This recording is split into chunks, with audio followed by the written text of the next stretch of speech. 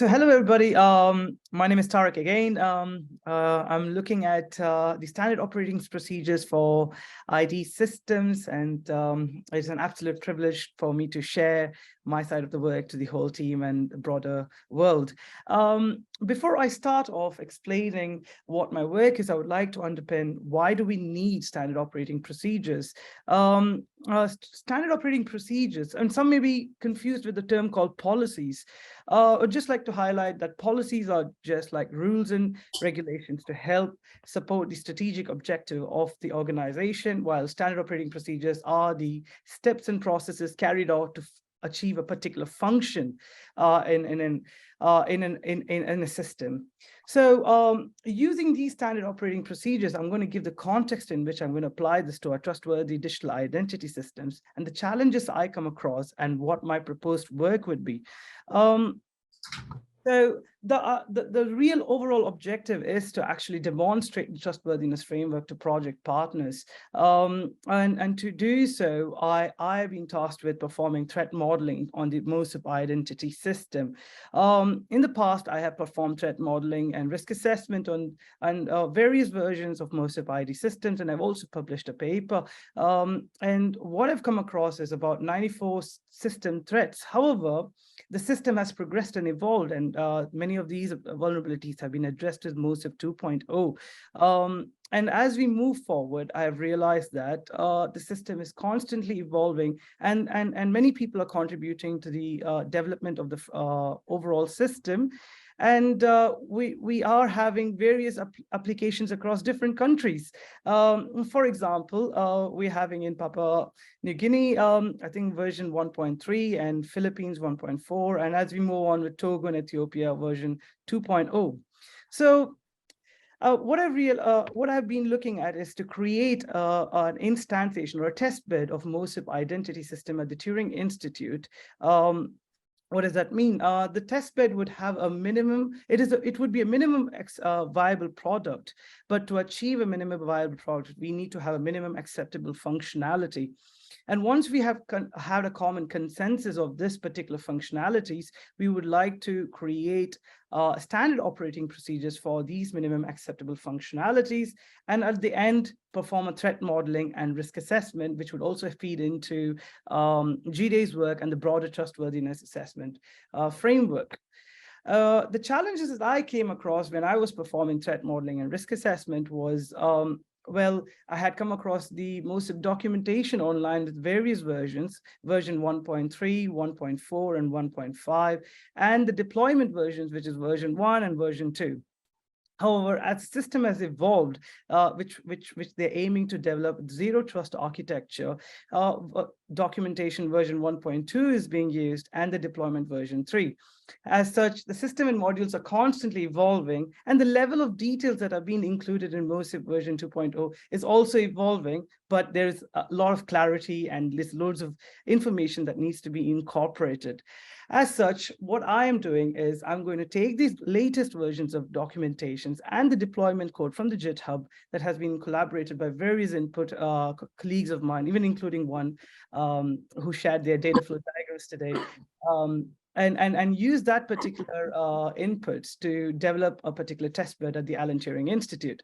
How am I doing that? Is that I'm analyzing the provided data flow diagram for pre-registration, registration, and authentication phase, and I'm decomposing this diagram to create a minimalized version for a minimum acceptable functionality data flow diagram and formulate the standard operating procedures for this developed data flow diagrams to analyze the security and privacy concerns and the broader trustworthiness aspects.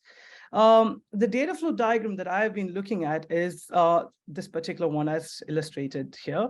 I wouldn't want to explain each and every functionalities, but from a high level perspective, as you may notice in the top above, there's a frame 1, which explains all the graphical user interfaces. There's an admin and there's a partner/public. And in the frame 2 in the bottom, you see the partner domain. And then on the right-hand side, you would see partner public domain. And there's various modules that have been developing an add-on.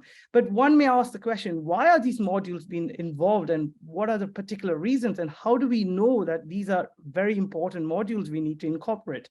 So for which I've also come across various software functions, which is like OpenID, which was discussed earlier, and the Rancher Docker for Rancher-based Docker functions, Kafka and Kibana user interfaces, and Falco and OpenAgent policies, various softwares.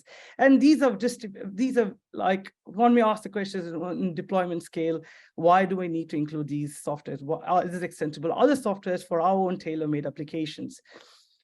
So stages of development for standard operating procedures is I decompose the whole system to a minimum acceptable functionality. By what that means is a very basic, acceptable, and very reproducible way, a test bed in the Alan Turing Institute. And if this function has been quite well secured and been able to demonstrate the trustworthiness framework, we would be expanding it to as a minimum viable product, and for which each standard operating procedures for that particular function, upon installation to hardware and software, the installation standard operating procedures, as well as the operation for those hardware and software. So what is the minimum acceptable standard operating procedure is an end user would need to get on board to a system and then get authenticated. The essential phase one, as illustrated above, is one has to bring their existing documentation for identity proofing, and then he would have a resolution going on, a deduplication process, which could be a physical identities, for example, digital, any of the registered ID cards. And then he would also have to have his biometrics. And these information has to be validated, which is 1.1.2, and then has to be verified and confirmed.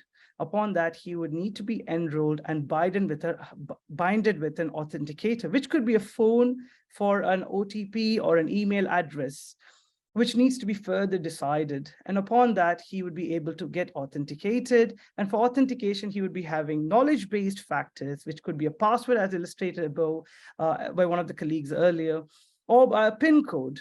Alternatively, ownership factors such as, again, one-time passwords, or inherent factors, including biometrics, facial recognition, earlobe recognition, or voice recognition. This has to be further narrowed down.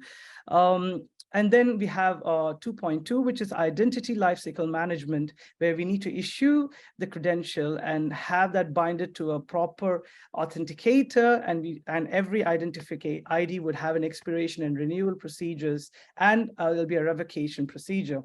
Of course, upon establishment of this particular minimum acceptable functionality, we would be considering for optional phase 3, which is extensibility, if we could actually bring interoperability and portability to that particular system.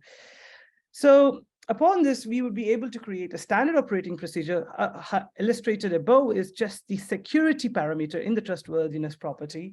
And for each security parameter, there would be associated metrics, for example, access controls. And that has a code ACP and a particular document created to address that access control procedures. And similarly, we would be creating for privacy, robustness, resilience, reliability, and other factors discussed by Professor Carsten Maple. And potentially on the right-hand side, you would see an illustration of a template that is modular open source standard operating procedure, and which would be associated for every national scale project that could be adopted for a wide implementation purposes. And each of these SOPs would have a structure, what that particular SOP is addressing as a problem and the purpose of which, and the scope, where does it apply, and what policy does it adhere to whom does it apply, and when, for example, creation, deletion, and these procedure guidelines would be applied associated for the trustworthiness framework, and threat modeling and risk assessment. I would like to thank you for the opportunity, and it is indeed a privilege